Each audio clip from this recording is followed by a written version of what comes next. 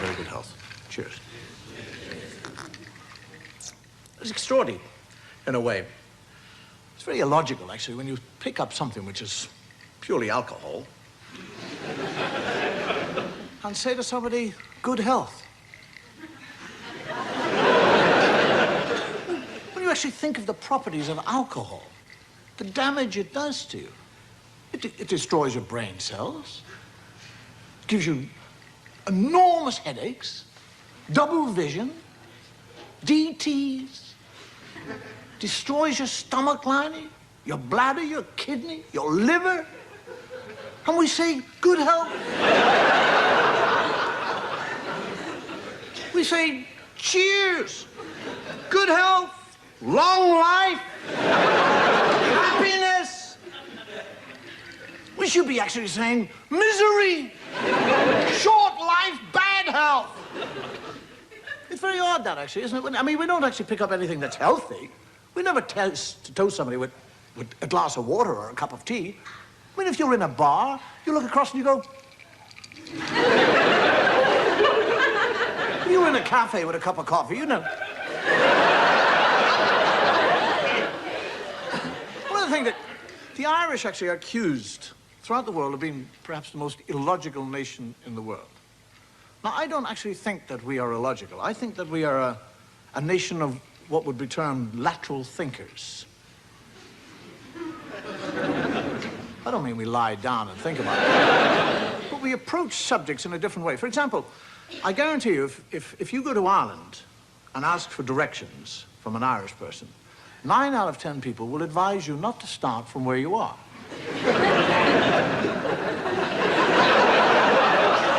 It's just a different approach. Say, I wouldn't start from here if I were you. Go over there, it's nearer.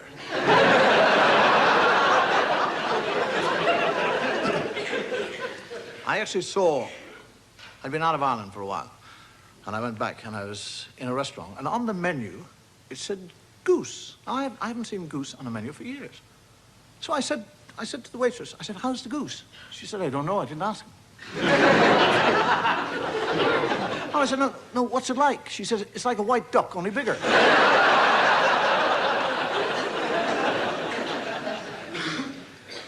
If you want to actually examine what is termed Irish illogicality, perhaps the best place in the world to go to is the courts. I watched a man in an Irish court, and the judge said to him, he's charged with some menial offense, and the judge said to him, how do you plead? Guilty or not guilty? And he said, would you mind awfully if I listen to the evidence?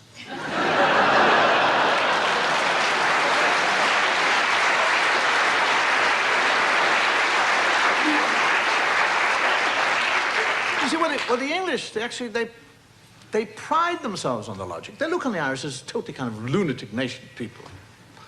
And I was reading recently where London Transport have lost, last year, 40 million in unpaid fares.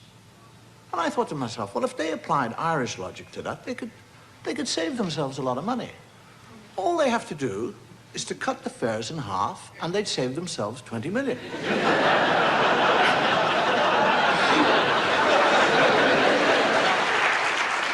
The English are the most illogical nation in the world.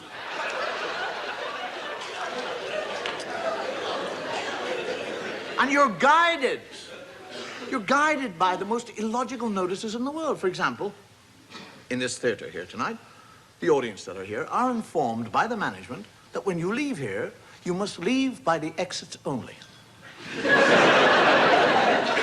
Now, I'm Irish. I don't have to be told that. There's solid wall, gap. I go for the gap.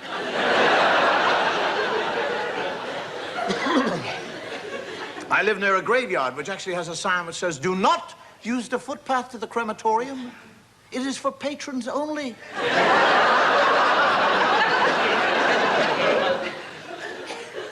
I love things when I see a door which says, this door is not an exit. What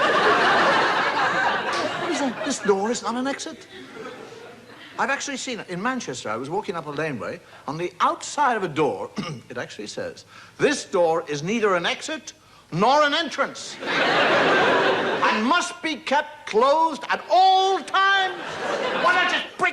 everything up and forget about it. Now hang on. That is on the outside of the door. So that means you've got to go into the building, come through the door, go outside and you see, oh shit, I'm not allowed out there, I better go back. I mean, I love it when I see things like part-time females required. Who's a part-time female? I saw a notice recently which says, are you illiterate? Are you unable to read and write? If so, contact us at this address.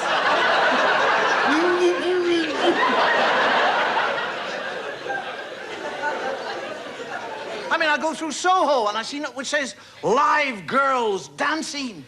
What do you expect, stiffs on a piece of elastic?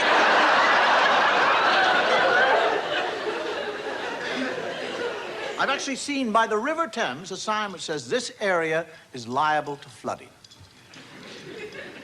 If this notice is covered, do not park your car.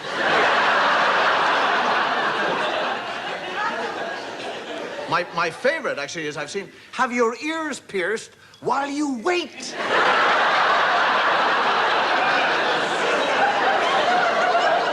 What else are you going to do? Take them out. I'll be back.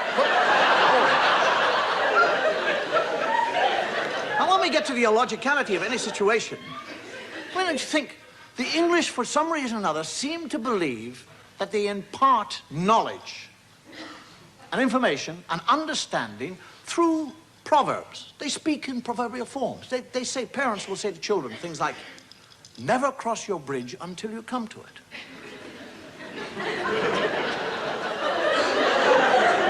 Believe me, there is a proverb in the English language which actually states, learn to cut your fingernails with your left hand. One day you might lose your right arm.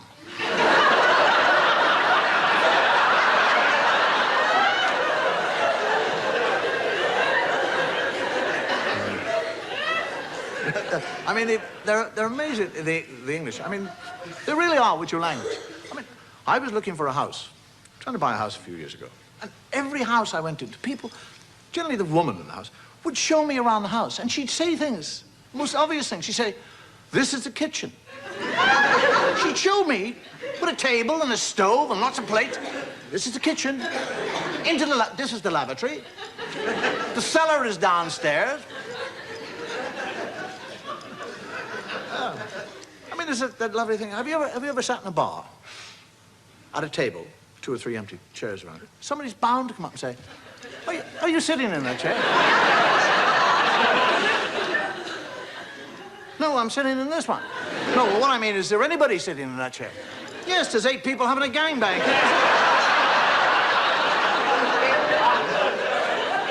Have you ever sat, say, in a park on a newspaper? Sit on the bench, it's wet, and you put a newspaper down, sit there, somebody will come along and sit beside you. I guarantee you, after 5 minutes or 2 minutes, they'll turn around and say, are you reading that? Yes, I have an eye up my anus, I always read.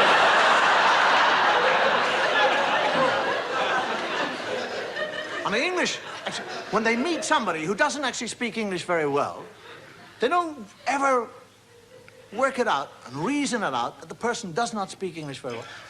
They work on the premise he's deaf. Go to a German or something like that. You want to go where? Well, then you go down the road. Go down the road. Down the road. You found bloody Poland, didn't you? Within the illogicality of England, if I, for example,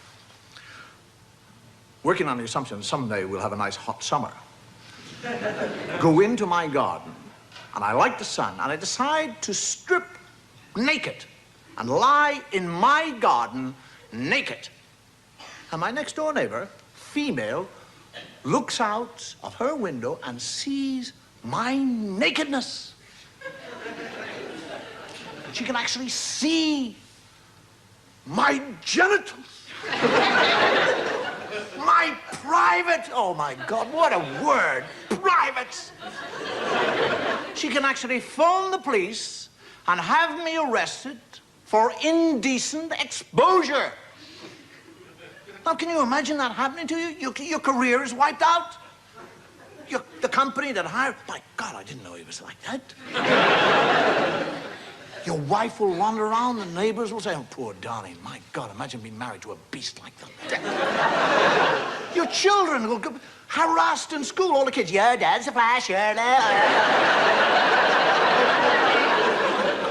And yet if she goes into her garden and lies naked in the sun, and I look at her nakedness, she can phone the police and have me arrested for being a peeping Tom.